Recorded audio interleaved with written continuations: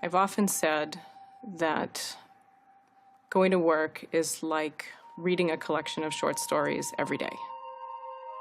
And I remember coming up to a patient, and she kept saying, "Sure enough, sure enough."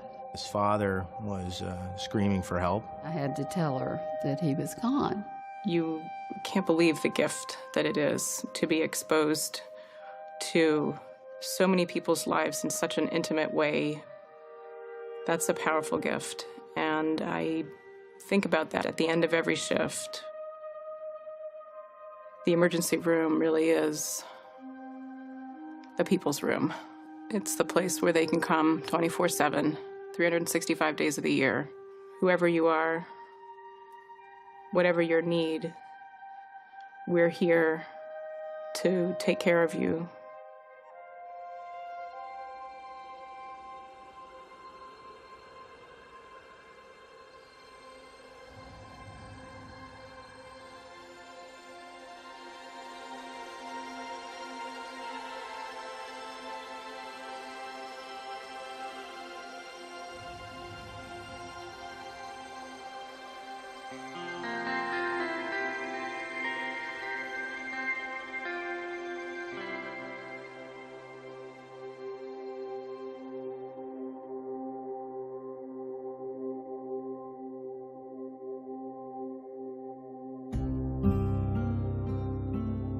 What we today know as emergency medicine and emergency care was essentially a room in the basement of the hospital where some suturing was done, maybe an asthmatic was treated.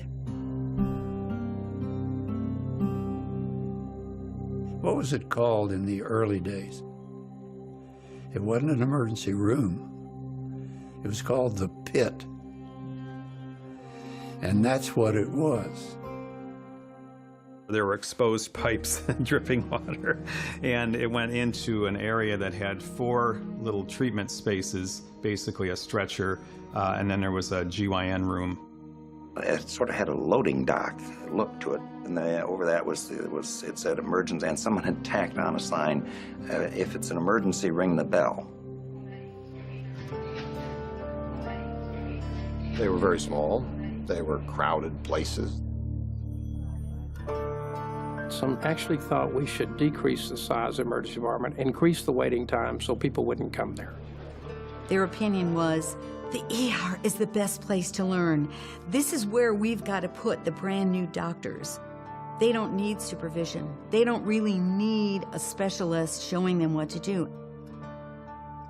As a young emergency physician, I was scared because I knew how little I knew and how incompetent I was. My dad was 64 when he died of pulmonary edema. His cardiologist wouldn't come to see him when he went to the emergency department where he was cared for by an intern. The same year I was interning. I wouldn't have known how to take care of him. I began to think to myself, there's got to be a better way. What's the prototypical perfect ER doc? I've thought about that a lot. Somebody who enjoys a lot of stress and never knowing what's going to happen the next second. You cannot anticipate what's going to walk through the door, be dragged through the door, roll through the door, etc., and you have to be prepared for everything. They've got to be smart. They have to enjoy adrenaline. adrenaline junkies. Do you occasionally hit people? Yeah. Do they sometimes hit you? Yes, they do. Do you have to strap people down? Yep. We act in an environment that is fast-paced and information poor. How much time do you think we spend with a patient talking to them in the ER? 2 to 3 minutes, max. If we were kids today, we'd all be diagnosed with ADHD. Be able to leave one intense situation, walk over to the next bed, and not carry that with you, to be able to switch it off in the 10 steps it takes you to get to the next bed, because that person doesn't need the baggage of the other thing that you just experienced. But then they have to have this other thing that is about able to make people feel comfortable really fast. The humanity, the ability to be in a specialty where you get to interact with so many different patients. We love the opportunity to be able to save a life. That's the most fulfilling thing that we do as doctors, and that's something we have the privilege of doing more regularly in emergency medicine. We probably also drink too much and party too hard and do lots of bad things.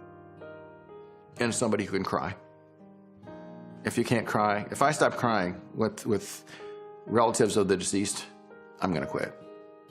Maybe not every day you get a chance to save a life. Sorry. It's actually my alarm telling me going on shift in a half hour.